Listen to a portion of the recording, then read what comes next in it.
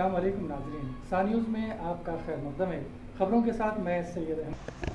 اسرائیل Hamas سے بدلہ لینے کے لیے گزشتہ کئی دنوں سے غزہ پٹی پر حملہ کر رہا ہے۔ غزہ فلسطینیوں کی بستی ہے۔ اسرائیل نے 2007 سے غزہ پٹی کی ناکہ بندی کر رکھی ہے۔ وہ وہاں پہنچنے والے خوراک، پانی، برقی اور ایندھن کی سپلائی کو کنٹرول کرتا ہے۔ حماس کے ساتھ جنگ کے بعد اسرائیل نہ صرف غزہ پر بمباری کر رہا ہے بلکہ اس کی خوراک، پانی، برقی اور ایندھن بھی مکمل طور پر منقطع کر دیا ہے۔ ایسے میں غزہ کے اندر ہنگامی صورتحال ہے۔ امریکہ UN نے ایک بیان جاری کرتے ہوئے کہا ہے کہ غزہ میں انتہائی سنگین انسانی بحران کا خطرہ ہے۔ فوری امداد فراہم کرنے کا راستہ فراہم کرنے کی ضرورت ہے۔ اقوام متحدہ کے جنسی اور تولیدی صحت کے ادارے UNFPA نے غزہ میں تشدد میں پھنسے خواتین اور لڑکیوں کے تحفظ کے بارے میں تشویش کا اظہار کیا ہے۔ اقوام متحدہ کے مطابق غزہ میں رہنے والے 50,000 حاملہ خواتین صرف صاف پانی سے بھی محروم ہیں۔ وہاں 5,500 خواتین پھنسی ہوئی ہیں جو آنے والے مہینے میں بچوں کو جنم دینے والی ہے۔ ناکہ بندی اور پابندی کے درمیان غزہ میں مقیم 2.3 ملین لوگوں تک بیرونی امداد نہیں پہنچ سکتی۔ غزہ کے تقریباً 2,20,000 فلسطینی بے گھر ہو چکے ہیں۔ انہیں اپنا گھر بار چھوڑنا پڑ رہا ہے۔ بے گھر فلسطینیوں کو اقوام متحدہ کی ایجنسی UNRWA کے زیر انتظام اسکولوں میں رکھا جاتا ہے۔ نقل مکانی جاری ہے۔ گزشتہ 24 گھنٹوں میں 30% اضافہ ہوا ہے۔ غزہ میں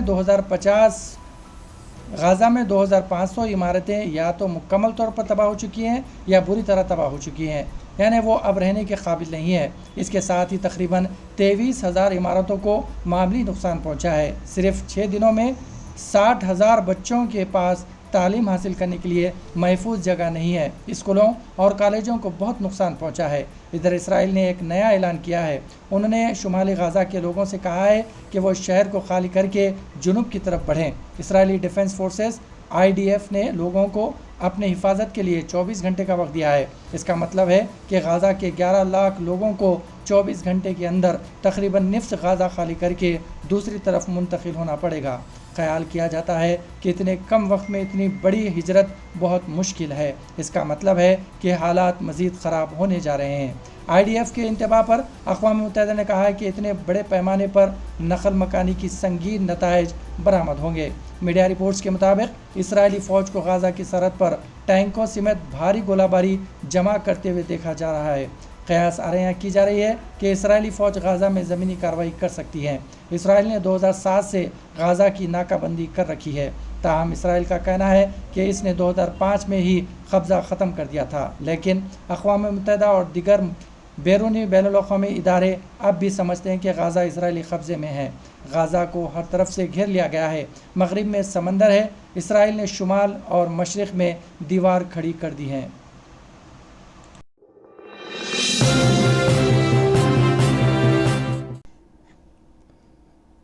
تلنگانہ اسمبلی انتخابات کے پیش نظر ریاستی پولیس اور انتخابی عہدیداروں نے سوشل میڈیا پر خصوصی نظر رکھی ہوئی ہے۔ نیٹرینز اور متعلقہ گروپس کے ممبران کو سوشل میڈیا اکاؤنٹ جیسے کہ واٹس ایپ، فیس بک، ٹویٹر اور انسٹاگرام پر کی جانے والی پوسٹس اور تبصرے سے محتاط رہنا چاہیے۔ متعلقہ گروپوں میں سیاسی پارٹیوں اور امیدواروں کو مشتعل کرنے کے لیے تبصرے، پوسٹنگ، فوٹو ایڈیٹنگ اور صوتی پیغامات سے فوری طور پر گریز کرنے کا مشورہ دیا جاتا ہے۔ پولیس حکام کا کہنا ہے کہ اگر کسی نے متعلقہ گروپس میں ان کے خلاف پوسٹس کی بنیاد پر شکایت کی تو ایڈمن اور پوسٹ کرنے والے شخص سے تفتیش کی جائے گی اور مناسب کارروائی کی جائے گی۔ RTC انتظامیہ نے RTC ملازمین کے ریٹائرمنٹ کی عمر 60 سال سے بڑھا کر 61 سال کرنے کی تجویز پیش کی ہے۔ ریاستی سرکاری ملازمین کے ریٹائرمنٹ کی عمر 61 سال ہے۔ RTC ملازمین کو سرکاری ملازمت میں ضم کرنے کا بل اسمبلی اور گورنر پہلے ہی منظور کر چکے ہیں۔ اس تناظر میں ریاستی حکومت نے ان کی عمر کی حد میں اضافے پر رد عمل ظاہر کیا ہے۔ Special secretary finance department Ram Krishan Rao کی سربراہی میں ایک کمیٹی تشکیل دی گئی ہے جو سرکاری ملازمت میں انضمام سے متعلق ملازمین کے طریقہ کار اور کیڈر کو حتمی شکل دے گی۔ تلنگانہ پبلک سروس کمیشن کے گروپ 2 امتحان کو ملتوی کرنے پر مایوس ہو کر شہر حیدرآباد کے ایک ہاسٹل میں نوجوان لڑکی پرینکا نے خودکشی کر لی۔ خودکشی کرنے والی لڑکی کا تعلق ضلع ورنگل سے ہے۔ پرینکا کی نعش پوسٹ مارٹم کے بعد اس کے آبائی گاؤں منتقل کر دی گئی ہے۔ پرینکا کی خودکشی کے خلاف ریاست کی اپوزیشن جماعتوں نے BRS حکومت کو شدید تنقید کا نشانہ بنایا اور اس کی موت کو سرکاری قتل قرار دیا۔ دوسری طرف کانگریس لیڈر راہل گاندھی نے جمعرات کو حیدرآباد میں ایک طالبہ پر کی گئی خودکشی کے واقعے پر اپنی شدید رد عمل کا اظہار کیا ہے۔ ایکس پر ایک ٹویٹ کرتے ہوئے راہل گاندھی نے کہا ہے کہ حیدرآباد میں ایک طالب علم کی خودکشی کی خبر انتہائی افسوسناک ہے۔